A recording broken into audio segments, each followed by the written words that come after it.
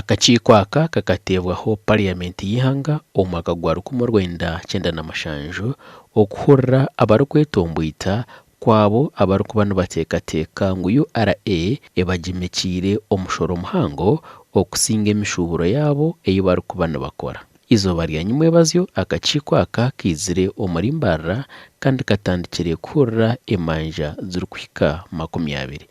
Asa Mugenyi chairman w'akakiiko aka arikugambaho na TV West ashoboreire okwemanja ezi zirikubaho. Mbarara, to listen to tax disputes in Mbarara.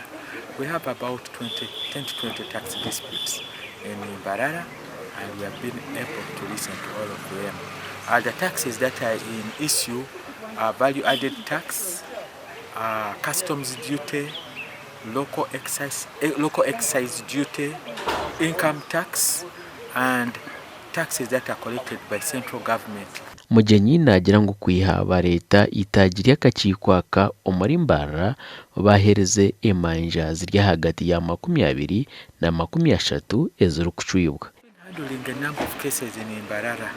I think here in Mbarara we must have disposed of about 20 to 30 cases since we started. Abayo RA bakwa assessment okahurira ngu tiwayikirizangana nayo kandi we filing returns zawe very well. You can always come to our offices. They are situated at Valia Plaza, room 16.